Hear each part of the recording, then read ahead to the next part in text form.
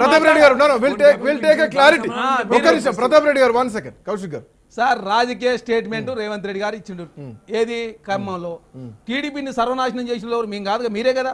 టీడీపీలో 14-15 మంది ఎమ్మెల్యే గెలిస్తే 13 మంది జాయిన్ చేసుకుంది మీరు. రెండోసారి 8 మంది గెలిచినప్పుడు కూడా ఇద్దరు జాయిన్ చేసుకుంది మీరు, మేము కాదు.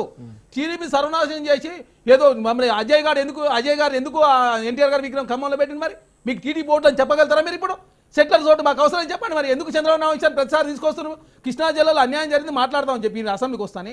కృష్ణా జిల్లాలో మాట్లాడదామని ఎందుకు పారిపోయారు మీరు? మీరు చేసిన పాపాలు ఘోరాలు అన్నీ అయినా మీరు మాట్లాడాక తెలంగాణ పేరు తెలుగుదేశం పార్టీ ఓట్ల కోసమే ఆడిపోయి ఎన్టీఆర్ గురించి తెలుగుదేశం పార్టీ గురించి మాట్లాడారు. రాజకీయ పార్టీ కాకపోతే సత్యం సంస్థ కాంగ్రెస్ పార్టీ ముఖ్యమంత్రిగా ఉంది తెలుగుదేశం పార్టీ ఎందుకంత ప్రేమ చూపించాల్సి వస్తుంది? ప్రేమ లేదు, ఇంకా గుర్తుపెట్టుకోవాలి. తెలుగుదేశం పార్టీ ప్రేమ ఎందుకు ముఖ్యమంత్రి గుర్తిస్తారు?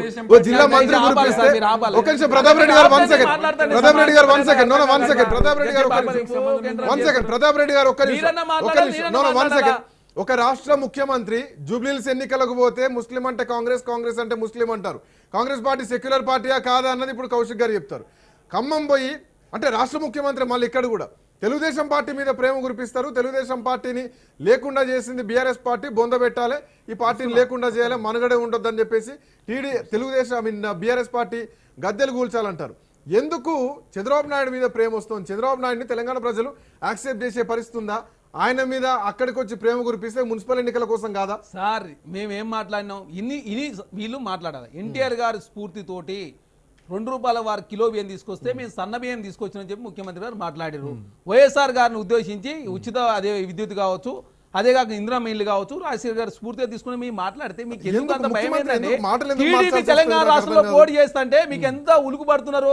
టీడీపీని సర్వనాశనం చేసిన వాళ్ళు మీరు, టీడీపీలో ఉన్న నాయకులు తీసుకున్న వాళ్ళు మీరు, టీడీపీని మొత్తం నామరూపాలు లేకుండా చేసినట్టు వాస్తవ విషయాలు ముఖ్యమంత్రి గారు మాట్లాడు.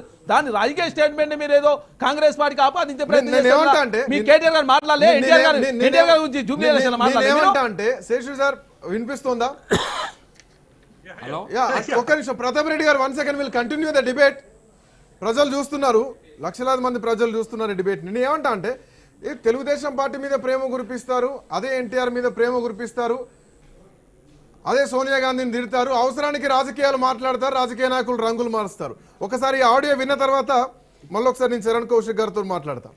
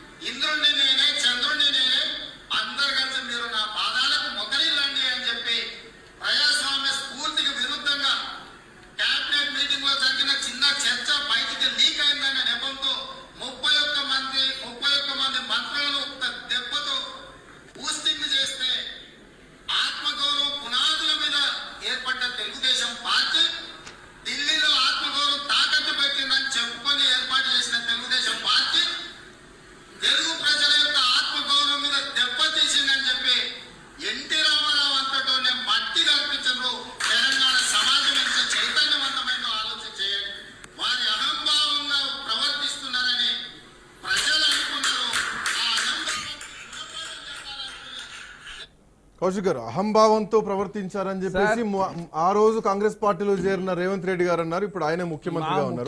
మరి అహంభావం అధికారంలోకి వచ్చేసరికి ముఖ్యమంత్రిగా ఉండేసరికి అహంభావం పోయింది, ఓట్ల కోసం మాటలు మాట్లాడలే. మా ముఖ్యమంత్రి గారు మాట్లాడింది ఏంటంటే ఏ వ్యక్తిలోనైనా మంచి ఉంటే ఆ మంచిని స్వీకరిస్తాం. దానిలో భాగంగా ఎన్టీఆర్ గారు చేసిన మంచిని ఇక్కడ ఇది తీసుకున్నాం, ఇక్కడ ఇది తీసుకున్నాం. కమ్యూనిస్టు పార్టీల నుంచి మేము నేర్చుకుంది కూడా చెప్పిండు. ఇక్కడ కమ్యూనిస్టు పార్టీలు దేశంలో ప్రశ్నించినప్పుడల్లా ఒక పథకం వచ్చింది, దానికి ఎన్ఆర్జీఎస్ పథకం. ఇవన్నీ అరే మేము రాజకీయ రాజకీయ పార్టీ మాది స్వచ్ఛంద సంవత్సరం. నాకు అర్థం కాకడతా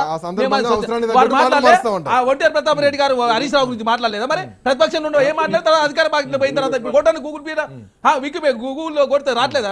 ఒంటేరు ప్రతాప్ రెడ్డి గారు హరీష్ రావు గురించి ఏం మాట్లాడినానే రావట్లేదా? హరీష్ రావు గారు నాకు ఫోన్ చేసి కేసీఆర్ ఒడగొట్టమని చెప్పి నేను వారే మాట్లాడింది ఇప్పుడే చూస్తాను నేను. తర్వాత 2018 ఎలక్షన్లో నా ఫోన్ ట్యాపింగ్ జరుగుతుందని చెప్పేసి ఎలక్షన్ కమిషన్ కంప్లైంట్ చేసింది వస్తుంది. మరి అక్కడ అంటే మీరు బీఆర్ఎస్ పార్టీ ఉంటే కాంగ్రెస్ పార్టీ మేము మొత్తం చేసింది తప్ప అయిపోతా? సార్ మా పత్తు రాజకీయ పార్టీ మేము గుర్తుపెట్టుకోవాలి.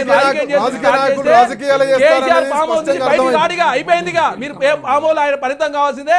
బీఆర్ఎస్ పార్టీ సమయం కేటీఆర్ గారు హరీష్ రావు గారు బిస్తర్ సత్రేయాల్సింది తప్ప అయిపోయింది. ఎందుకంటే వారు చేసిన పాపాలు ఘోరాలు నేరాలు అన్ని మొత్తం తెలంగాణ సర్వనాశనం చేసి వీళ్ళు ఎవరు బిస్తర్ చదువుతారు అనేది ప్రజలు డిసైడ్ చేస్తారు, ప్రజలు చూస్తున్నారు. ప్రతాప్ రెడ్డి గారు ప్లీజ్. ఒక మాట 1 minute టైం ఇవ్వండి. ఎవరు బిస్తరు చదువుకుంటారు అనేది మన దగ్గర ఇప్పుడు 10 మంది బీఆర్ఎస్ పార్టీ